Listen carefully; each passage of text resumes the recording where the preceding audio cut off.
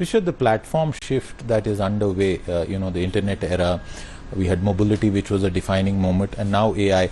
How significantly do you see it influencing the way companies like you work and address the needs of their clients? Look, this is probably the most profound technological change, at least I have seen in my life, and most people will agree with that, right? The scale of adoption, the speed of adoption is something that will unfold.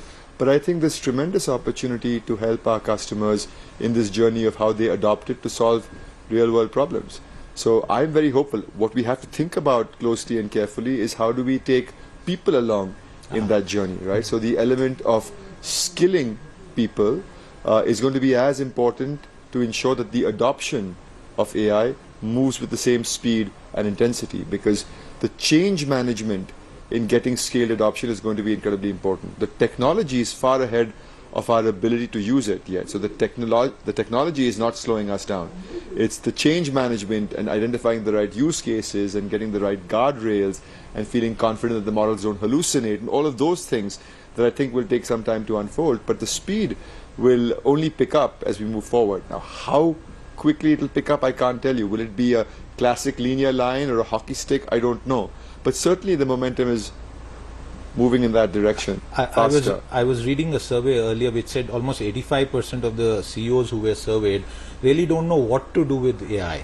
They know the buzzword, they talk good about it, but they don't really know how to deploy it. Is that something that you are also noticing, and what is Wipro planning to do to address that gap? No, I think organizations are very curious to ensure how they can leverage this smartly and to ensure that they get ROIs, right? Organizations are also complex. Organizations need to modernize to leverage AI. Organizations need to have organized data that is well architected to leverage AI. There is no AI without good, clean data.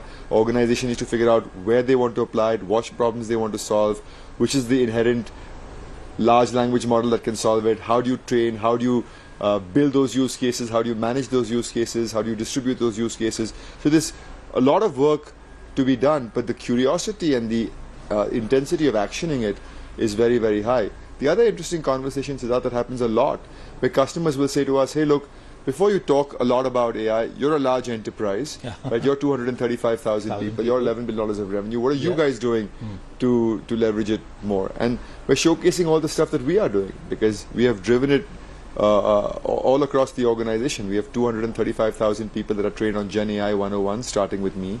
We have about 50,000 people trained on the next level, certified on specific technologies, about 5,000 people at the next level, about 500 people at the next level. So we are driving it all around the company, and we're leveraging it in all our functions, starting with HR and finance and legal and sales and recruitment and skilling.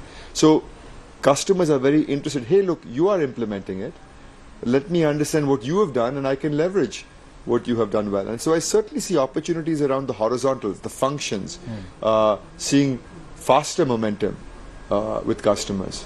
Rishad, in the Indian context, across, almost at a national level, I heard a thought leader in this space a few months back. He said India shouldn't think about going down the LLM path, look at more use cases, smaller ones, because that's more efficient, is not that costly in the context of the massive investments that the United States has just now announced. What would you sense would make for a good national AI strategy?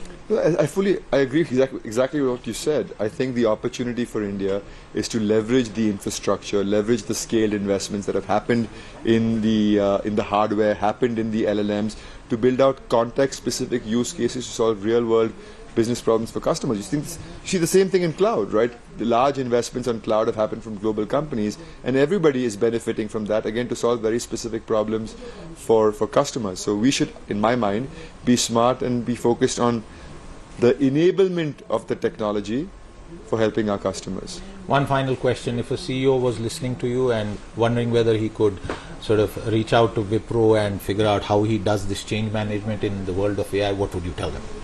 No, I'd say you should come to us and chat with us. We'd be very happy to help you, and we think we can help you because we're spending a lot of time, energy, effort, money, I think, on building a really superlative AI practice. Chat with Wipro about ChatGPT and much more industrial versions of that. Rishad, thank you very much. Great to see you. For that.